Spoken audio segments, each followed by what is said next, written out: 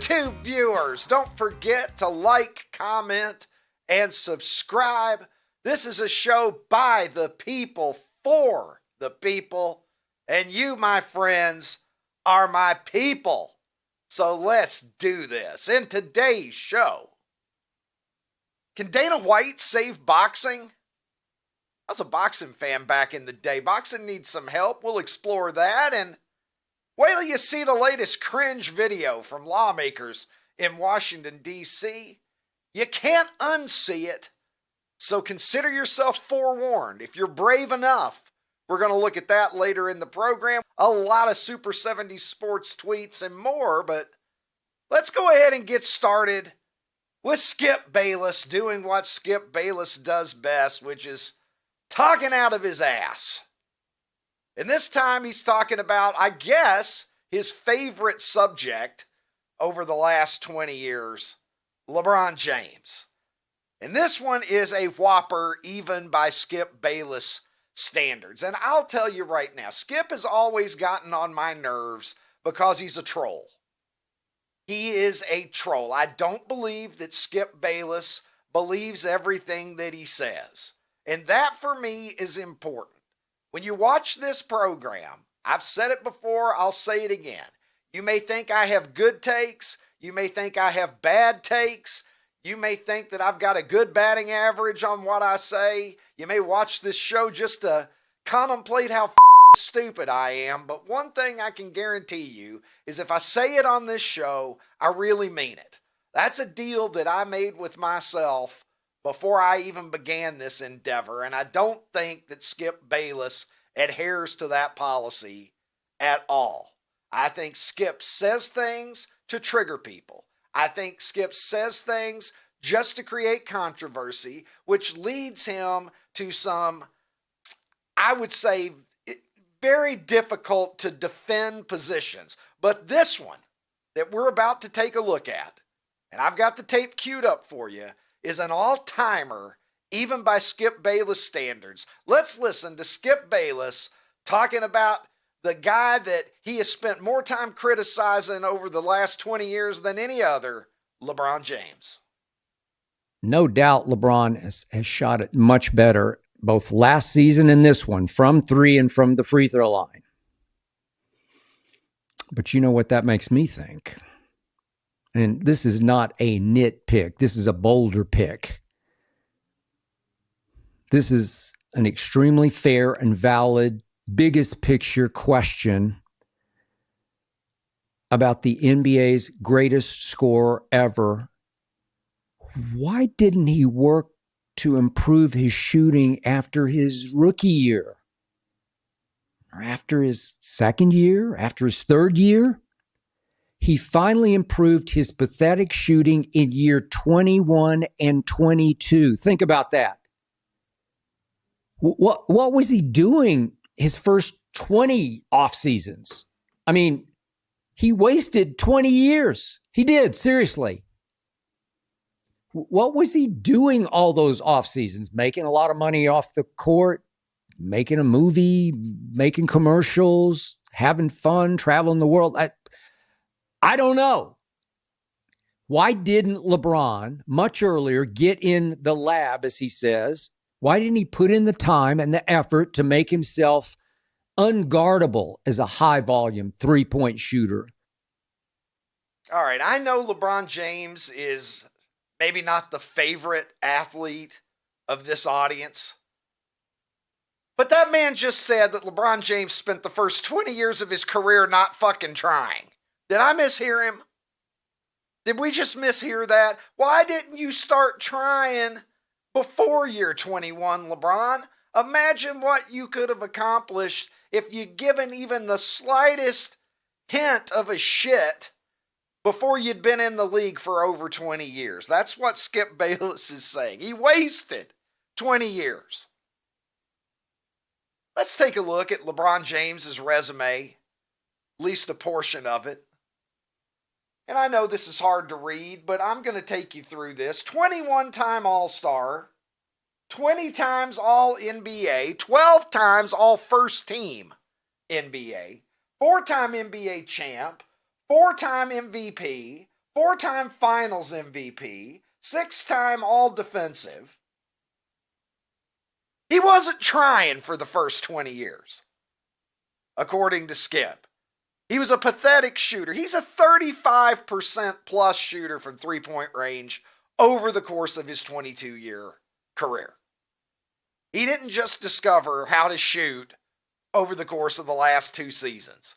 Is his shooting percentage from 3 and from the free throw line a little higher over the last 2 years than his career totals? Yes. But not so much better that it would imply that he just got around to working on his jump shot and his free throws.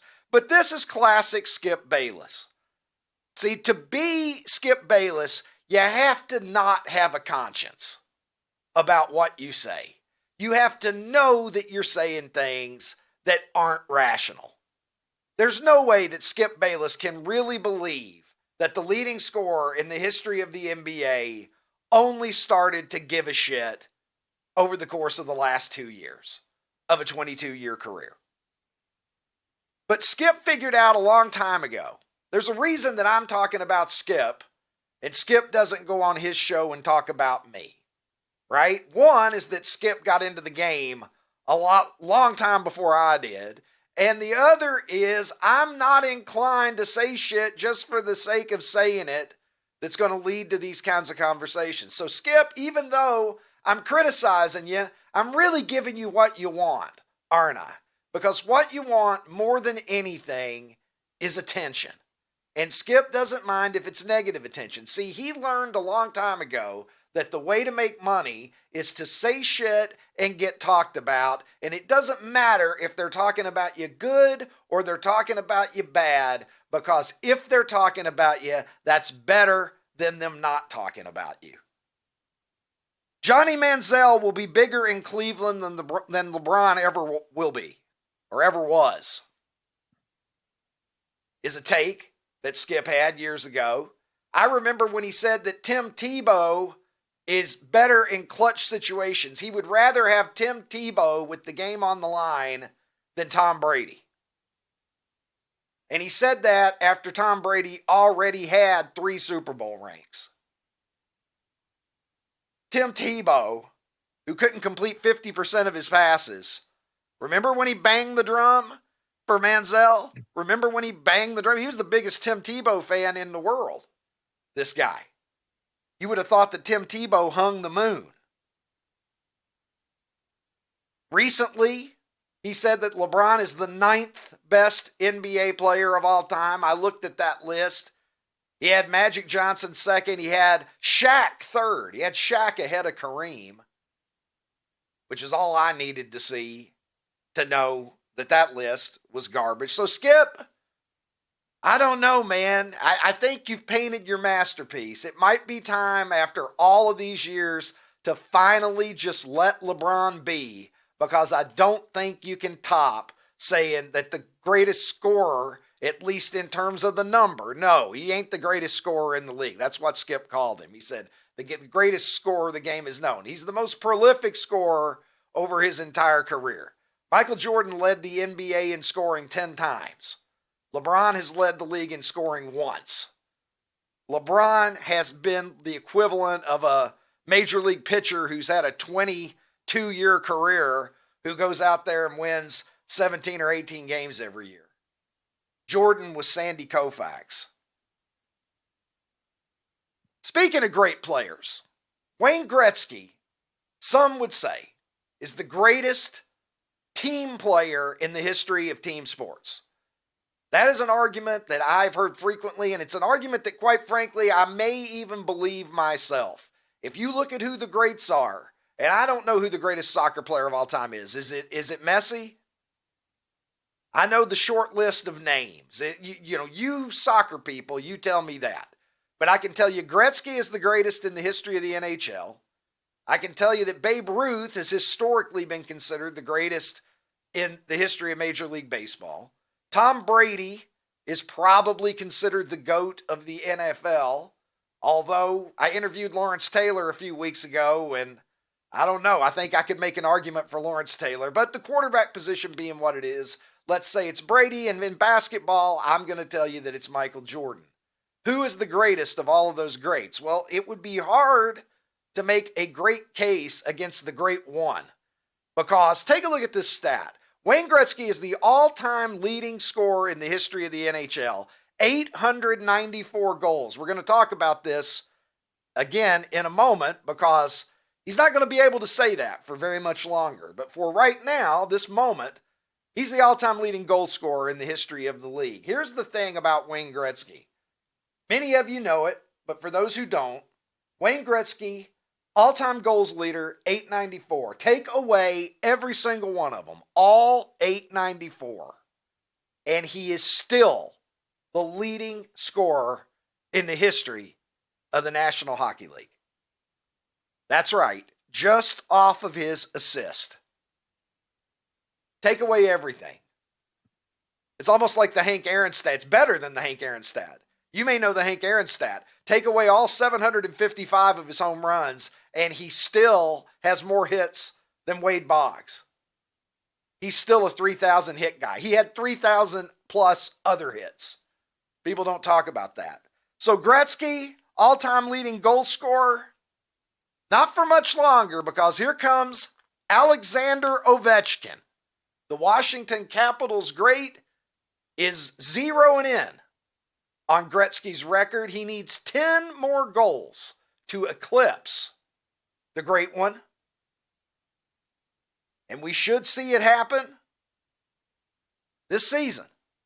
10 goals to take down the man. So, Alexander Ovechkin, impressive stuff. We're going to be watching you, buddy. Speaking of hockey, the Canada-USA Hockey Showdown, the Four Nations face-off, it was all the rage here recently. The NHL is riding a ton of momentum from that. The Stadium Series viewership was off the charts in Columbus. The NHL is hot right now. And one of the things that we were talking about during the kerfuffle between Canada and the United States over hockey is that it's been a while since the Canadians have hoisted the Stanley Cup. And Governor Ron DeSantis of Florida, he couldn't pass up an opportunity to stick the needle in Canada. Let's listen. Flock to our state and investment to Florida surge. We continue to set tourism records. 2024 saw more than 142 million visitors come to the state of Florida.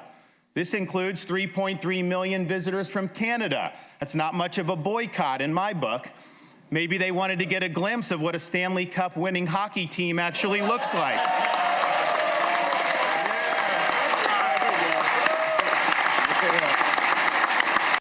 Oh, no, he didn't. Well, yes, he did. Let's go now to a man who has been to the state of Florida for pleasure on a handful of occasions in his life, I'm sure. He is the international streaming star who joins me from Nashville, Tennessee. Ronnie T-Shirts joins the show. Ron, are you even aware of who Alexander Ovechkin is? Have you ever heard the name before? Of course. He's a hockey player. I just found that out 30 seconds ago. Okay, there we go. Well, of course I've heard of him. Well, I don't know if you've heard of him or not, Ron. I have heard of you can't name more than 10 baseball players. I mean, I can, but they're old baseball players. No, I know the top players. Current. Yeah, no, I know the top players. I know the top players in all the sports. Who's the best current soccer player in the MLS? You're asking me that? That was easy, man. It's Messi. Well, I'm Messi. I referenced Messi earlier. He would have been my guess. But you didn't know he was in the MLS. I knew that. He plays for Miami. Yeah. So I just want to say something, and hopefully they'll clip this and they'll put it out there. Patrick Mahomes is a system quarterback, and Trevor Lawrence will have a better career than Patrick Mahomes, especially if he was playing for Kansas City. That was my Skip Bayless moment. What the fuck? That was my. Did he really say that? That was my Skip Bayless moment. Is that a real Is that a real I just Skip wanted Bayless I quote wanted from us to years go ago? viral, Ricky. Hey, listen. Well, I I'm wanna just go telling you, viral. dude. Well, I wanted us to go viral. you can't be serious, right? Well, look. He said that Josh Freeman was going to be better than Cam Newton. I can tell you that. Yeah. He compared Tebow favorably to Aaron Rodgers Okay, but years ago. So, I so mean, it wouldn't be his worst take if he said he that. sounded legitimately angry that, God forbid, LeBron did other things in the offseason, like, I don't know, go on vacation with his family, pursue some movies. Like, Skip was like, I cannot believe you were not in the gym getting better so I could watch you be the best shooter ever. He said he wasted the first 20 years of his career. He wasted it. We should all waste our lives like LeBron James has wasted his NBA career, Ron. And again, here we are. We're talking about it, though. I have mixed feelings because on the one hand, the criticism that we're roasting him with, he richly deserves. But on the other hand, we're giving him the attention that he wants. I Skip say it all the Bayless time, is don't almost I? like he's like a drunk fan that runs on the field. Yep. It's almost like whatever he says, maybe we should just ignore. Well, let's talk. Oh, there's a hooligan on the field right now. We're gonna wait for him to tase him, and that's then why we'll I'm get hoping back to the action. That's why I'm hoping some other outlet picks up my Patrick Mahomes take. Like, I hope that somebody picks it up and then we go viral. System hey, I got a question. That's hot. I want to ask you. That I want to take ask you a is question. so hot. I can't touch it, Ron. I want to ask you a question, and I've always thought about this. So you were talking about, Ovechkin with the goals and that Gretsky's, got the most points ever. But correct me if I'm wrong, because I do not know a ton about hockey. But when you talk about the greatest scorers in hockey, it's goals, it's assists, and it's also that hockey assist too, correct? That they get credit for to be the greatest scorer of all time. So I was just wondering, who would be the greatest scorer of all time in the NBA if you just use points and assists? I'm not trying to take anything away from anybody. I just would be it would just be interesting to know if you added assists and points in the NBA, who would be the all-time scorer? How many points do you get credit for the assist? Oh. Do you get the same amount of points that the I think you'd get that you assisted on resulted in? Yeah, I mean, I know Or it's tough, but it's just interesting that it's the one sport where you get credit for scoring by giving the assist. I mean, I guess you do in soccer hockey's too. weird. Hockey's weird because more than one person can get an assist. Right. On the same Yeah, I mean, goal. they even call it the hockey assist when you see it in other sports. Yeah. The pass that leads to the pass. Listen, Ovechkin is a tough motherfucker too, because this guy had a broken leg back in November. Wasn't supposed to play again this season, and he's out there. I mean, hockey guys are just cut from a different cloth. I'm sure that Alexander Ovechkin would be happy to participate in any exhibition just because the guy's fucking ruthless. Unlike those NBA pussies, Ron. Did you see this, Ron? George Mason University sets a new NCAA Division I record for most runs scored in a single inning. They put up 23 runs in one inning against Holy Cross. It was the second inning. Drive home safely, everybody. Can you imagine? You show up at the game, and look at this. They started the inning with an out. All right, so look at this. And first of all, we can see here, I don't know who was pitching. Nuke Lelouch Jr. was pitching for Holy Cross, perhaps, because look at this, Ron. Ground out, so one away. What's the worst thing that could happen? Yeah. Then we go walk. Yeah, let's get it back up here. Walk, single, hit by pitch, double, single, hit by pitch. Then we get a fielder's choice. So at that point, there's two down. I don't even know how many runs we're in by that point, but couldn't have been more than 4 or 5? Then we go with 2 outs. We go double, walk, hit by pitch, walk, double, single, hit by pitch, double, pop out. Well, fielder's choice presumes an out, but I guess it wasn't. in that case. So I pop out. Dude, there were 5 hit by pitches. Single, walk. Who was pitching? You can't have, was it 5 hit by pitches? Yeah, there's 5 hit by pitches. 5 different, and they used 5 pitchers during the inning. Ron, nothing more than a double. How many hits were there? Were there single digit hits? Tim, go back to the top. I want to wait. There were no home runs, were there? No home runs. This is the most fucked up inning I've ever seen. Okay, they had 23 runs on 11 hits. So, and no hit was more than a double. 8 walks. And they only scored 5 hit 3 by runs pitches. the rest of the game. There you go. Yeah.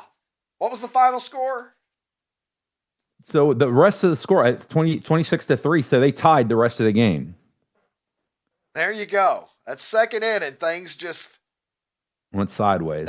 unraveled a little bit for Holy Cross. Throw strikes. Home plate don't move. It's what Satchel Paige once said.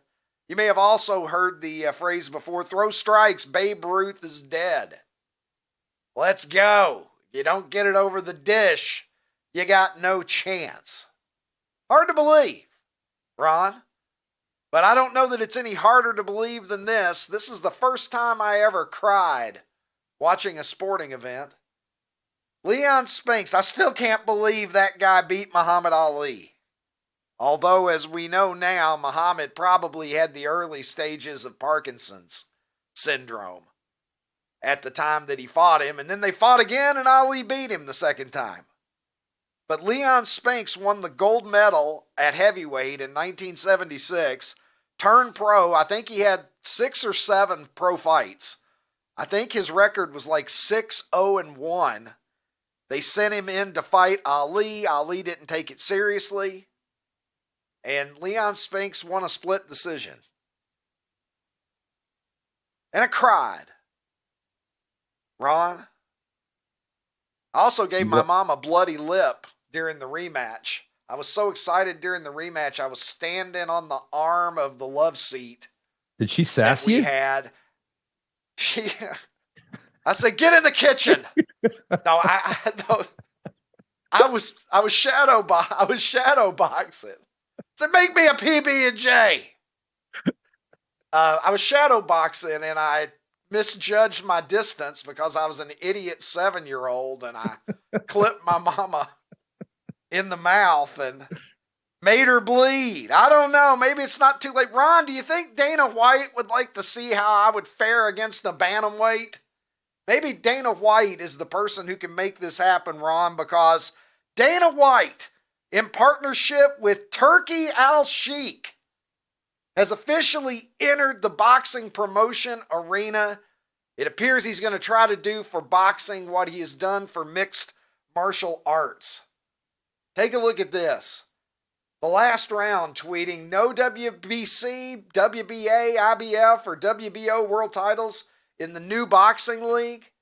Dana White says once somebody holds that belt, you don't need 3 letters in front of the belt. Whoever has the belt is the best in the world in that weight class. It would be focused on high stakes, undisputed championship fights, Ron. And there's a lot of people crying already about how is this going to possibly affect the existing boxing structure. But I'm here to tell you, if there's any sport in the world that desperately needs a reboot, it's boxing.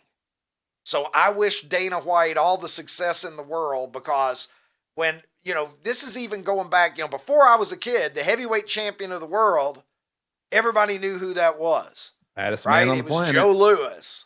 That's right. It was Rocky Marciano. It was Sonny Liston. Jack Johnson. It was exactly right.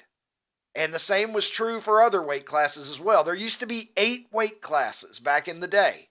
Heavyweight, light heavyweight, middleweight, welterweight, lightweight, I think, bantamweight, flyweight. I mean, you had 8 world champions at any one time. Then they started making the middle divisions, junior middleweight, right? Junior lightweight.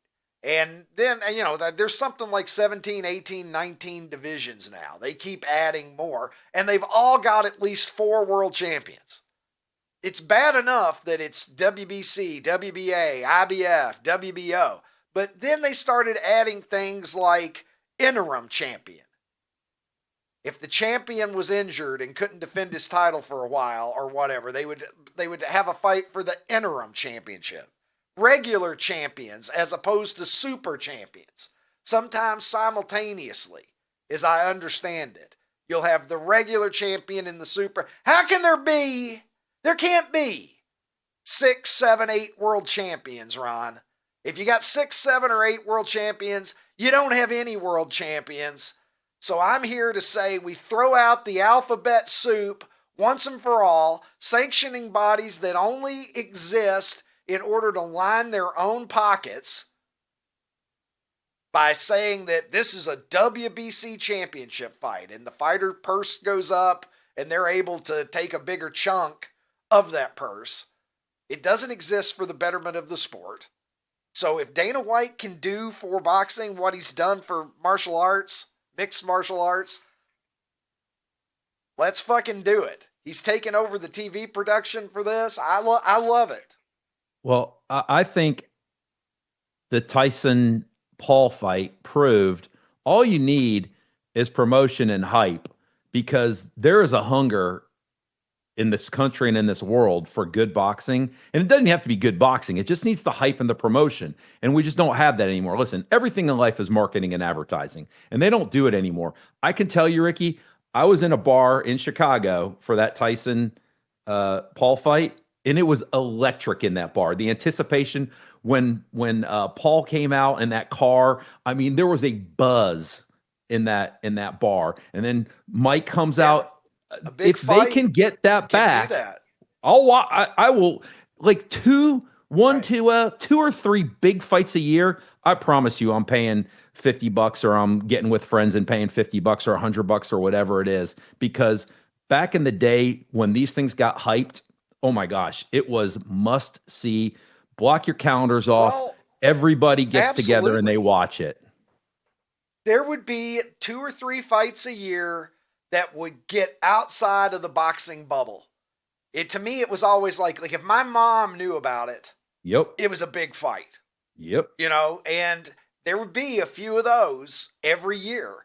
And I think the fact that we've seen the Jake Paul celebrity boxing bullshit, that only exists because boxing is broken. If boxing were healthy and thriving in the way that UFC is, you wouldn't see, I don't think there would be much of a place for Jake Paul to do but his Jake gimmick. Paul proves that there's a market for it and that we want it. Like, imagine if there was that kind of hype and that kind of promotion for really good, talented, lifelong boxers. Right. It would. Yeah, right. It would happen all over again. Get Ricky. That interest that is being manifested through shit like Tyson and Jake Paul, and get it on real world-class boxers. And, that's a throwback to when we were growing up. But no main event, Ronnie, in wrestling, boxing, or MMA today can compete with this shit. And if you remember, I ain't lying. WrestleMania 3 at the time, Ron, can you possibly begin to describe to somebody who wasn't there what a big deal Hulk Hogan against Andre the Giant at WrestleMania 3 was? Even your mom knew about it, right? People today would not. Yeah, even my mom knew about it. And the whole thing was bullshit, but it was such great marketing and promotion, right? Yeah. The idea that Andre the Giant had never been body slammed. That was the whole thing. He's never been slammed. The Giant has never been slammed, said Vince McMahon. And he had been slammed numerous times throughout his career. He'd been slammed by Hulk Hogan before.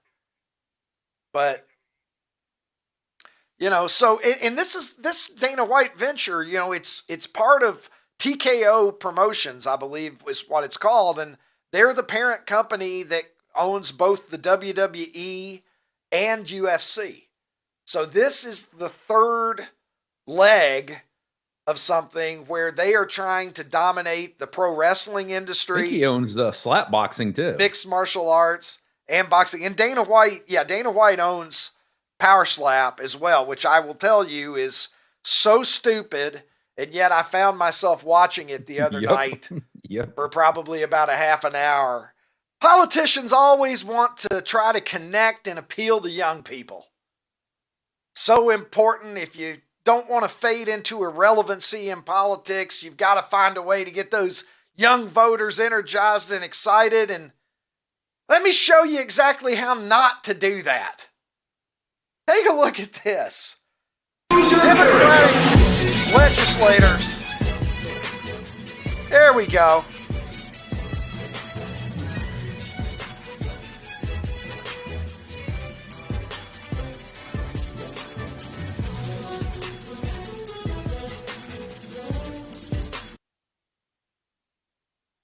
Susie Lee there, Jasmine Crockett, AOC.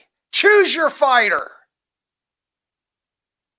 None of the above. It's like a video game, right? Where you're picking your avatar. Who are you going to be? Who are you going to play as today? AOC comes bouncing in. Wouldn't you love to see that like 1776? George Washington. Bam.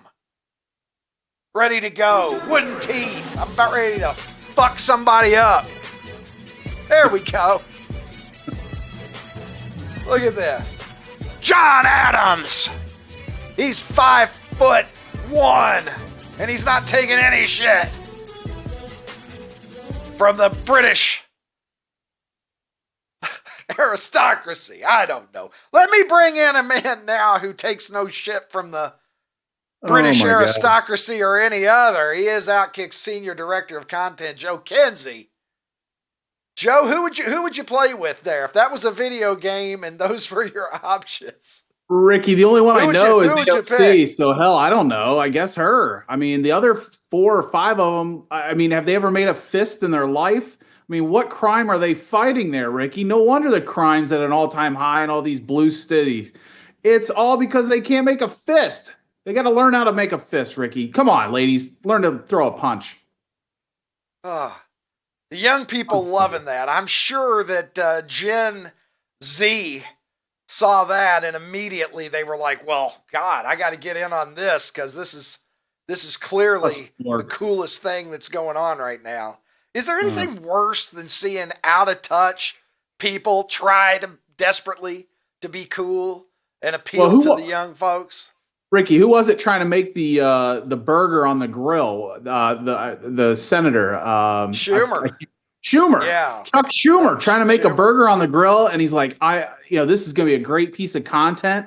And whoever took the photo said this is going to be great content. It was, a meme that it was going to live on forever, Ricky. Yeah, terrible. And then 21 other Democratic senators sent out the same picture of themselves barbecuing. I don't know who makes the decisions now. Look at it. There, look at it. Oh, yeah, I will give it to Crockett. She bounced. Yeah. Jasmine Crockett bounces in there like she's got springs in her legs. Look at this. Yeah. Activate. A lot of readers are saying she's probably thrown a punch in a strip club before, Ricky. That's what a lot of people are saying about Crockett.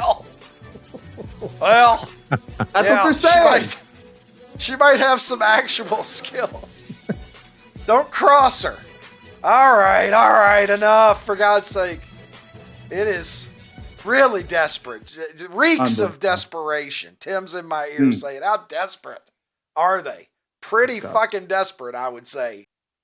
Hey, OutKick fans on YouTube, if you enjoyed this episode, hit the subscribe button and make your way over to OutKick.com where you can watch the full episode.